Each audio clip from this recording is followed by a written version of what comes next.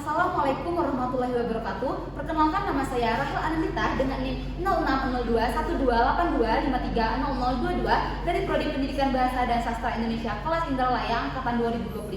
Nah, pada video kali ini saya akan menyelesaikan ujian tengah semester mata kuliah berbicara kritis, yang mana kami diberikan tugas yaitu mengenai perbandingan forum-forum ilmiah dan juga rancangan kegiatan ilmiah. Langsung saja pada pemaparan yang pertama, yaitu tentang perbandingan forum-forum ilmiah. Pertama itu ada diskusi panel. Nah, diskusi panel ini menurut Hidayah pada tahun 2024 dan juga Reni pada tahun 2022 yang mengatakan adalah diskusi panel adalah diskusi formal yang melibatkan beberapa ahli dengan untuk membahas suatu topik dengan sudut pandang yang berbeda-beda, sehingga tujuannya yaitu memperoleh pemahaman yang secara luas. Nah, untuk jumlah dan karakteristiknya ini yaitu terdiri dari 3 sampai 5 panelis, 1 moderator dan beberapa audiens. Karakteristik dari diskusi panel ini yaitu terstruktur dan juga interaktif. Untuk peran moderator di sini yaitu perannya yaitu memimpin jalannya sesi diskusi, mengenalkan panelis, mengatur waktu dan juga menjaga diskusi supaya tetap fokus. Untuk tingkat formalitasnya yaitu bersifat formal tetapi tetap interaktif, sehingga memungkinkan pertukaran ide secara lebih dinamis. Nah, untuk hasilnya yaitu audiens memperoleh pemahaman yang lebih komprehensif tentang topik ataupun pembahasan yang telah dibahas. Selanjutnya yang kedua ada seminar. Nah, menurut KBBI, seminar ini adalah pertemuan ilmiah untuk membahas suatu masalah melalui pemaparan makalah atau presentasi dari ahli dengan pertukaran pemikiran kritis dengan audiens dan juga ahlinya. Nah, untuk jumlah dan karakteristiknya ini yaitu ada 1 atau beberapa pemateri, ada juga moderator, serta ada pembahas dan audiens. Ini juga bisa meliputi mahasiswa, akademisi dan juga praktisi. Nah, untuk peran moderator di sini yaitu berperan sebagaimana jalannya seminar serta mengatur sesi diskusi dan sesi tanya jawab. Nah, untuk tingkat formalitas bersifat sangat formal karena kegiatan ini berkaitan dengan akademik. Untuk hasil, peserta ini memperoleh pemahaman yang lebih mendalam serta mendapatkan masukan untuk pengembangan materi atau penelitian serta menghasilkan kesimpulan dari pembahasan. Nah,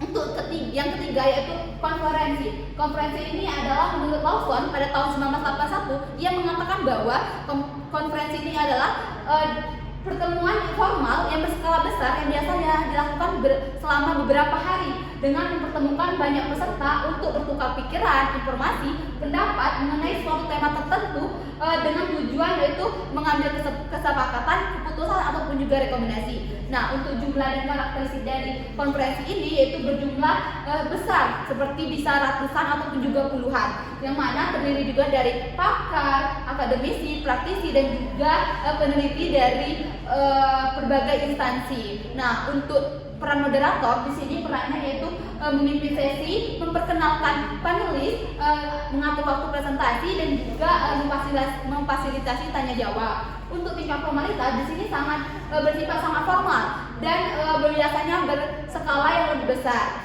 Untuk hasilnya yaitu menghasilkan kesepakatan, keputusan ataupun juga rekomendasi tentang suatu topik yang telah dibahas. Untuk yang keempat ada simposium. Nah, simposium ini menurut KBBI adalah pertemuan ilmiah formal yang menghadirkan beberapa ahli untuk menyampaikan pidato singkat mengenai suatu topik yang dari beberapa aspek dengan tema yang telah ditentukan atau tema yang sama. Nah, untuk jumlah dan karakteristik dari simposium ini itu biasanya melibatkan sekitar 3 sampai 5 orang ahli sebagai pembicara. Nah, pesertanya ini terdiri dari akademisi, peneliti, praktisi atau profesional yang terkait yang tertarik pada topik yang akan dibahas. Nah, untuk peran moderator di sini yaitu mengatur jalannya acara, menentukan urutan presentasi dan juga memfasilitasi diskusi. Untuk tingkat formalitasnya yaitu simposium ini termasuk forum diskusi formal dan juga bersifat ilmiah. Dan hasil dari simposium ini menghasilkan pertukaran ide dan pengetahuan yang mendalam mengenai suatu topik serta dapat melahirkan rekomendasi, solusi ataupun juga peningkatan pemahaman ilmiah. Nah, selanjutnya yang kelima ada kolokium. Nah, kolokium ini dalam KBBI adalah pertemuan ilmiah atau seminar akademik yang membahas penelitian yang sudah pada tahap berkelanjutan.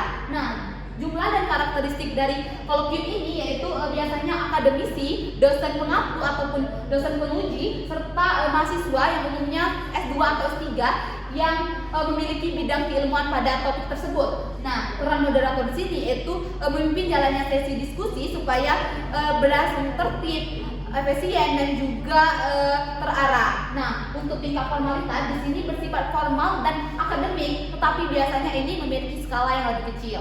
Untuk hasil itu menghasilkan evaluasi, masukan penelitian ataupun juga perbaikan tentang rencana atau hasil tesis mahasiswa ke depannya. Selanjutnya yang terakhir ada debat.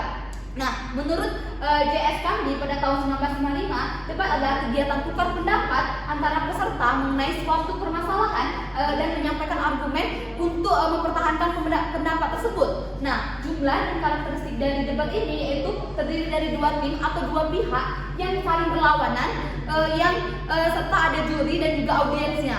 Nah, untuk peran moderator di sini yaitu mengatur jalannya debat, mengatur waktu dan juga memastikan aturan debat itu berjalan secara teratur dan juga secara dilaksanakan. Nah, untuk tingkat formalitas umumnya formal dalam konteks kompetisi, tetapi juga bisa dalam bentuk semi formal. Nah, untuk hasil dari debat ini yaitu menentukan argumen terbaik serta menghasilkan pemikiran lebih kritis. Dan mungkin itu saja tentang perbandingan forum-forum ilmiah. Selanjutnya yaitu rancangan kegiatan ilmiah, yang mana saya memilih yaitu seminar. Mengapa saya memilih seminar? Karena seminar dipilih karena memungkinkan penyampaian informasi secara sistematis oleh para ahli tentang pemanfaatan artificial intelligence, yang mana selain itu memberikan pengetahuan baru kepada peserta untuk memberikan pertanyaan ataupun berdiskusi kepada narasumber. Nah, selanjutnya yaitu struktur acara, yang mana saya memilih berdurasi sekitar 3-4 jam, yang mana ada acara pertama itu pembukaan selama 20 menit.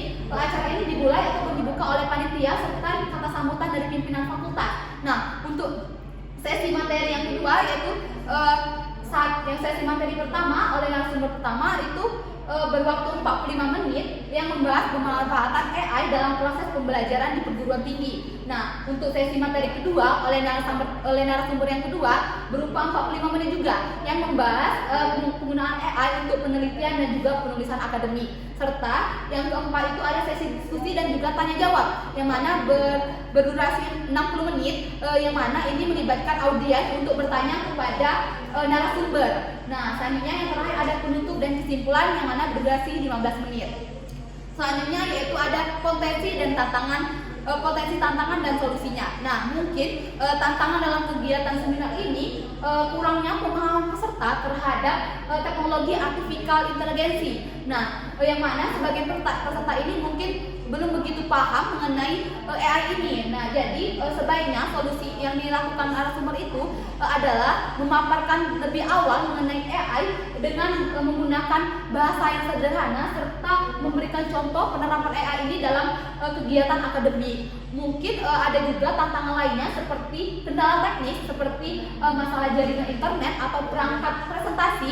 Nah, di sini biasanya solusi yang dilakukan yaitu pengecekan peralatan sebelum kegiatan dimulai. Jadi menyediakan perangkat cadangan ataupun menyiapkan tim teknisnya. Nah, mungkin dari itu ada cara mengukur keberhasilan kegiatan ini. Yang pertama yaitu partisipasi peserta. Nah, kita bisa melihat partisipasi peserta ini dengan melihat seberapa banyak peserta yang mengikuti seminar itu. Selanjutnya yang kedua umpan balik. Nah, umpan balik ini bisa kita lihat dari pengisian kuesioner. Nah, kita bisa lihat mereka seberapa paham peserta tersebut tentang pemahaman yang telah diberikan oleh narasumber tersebut.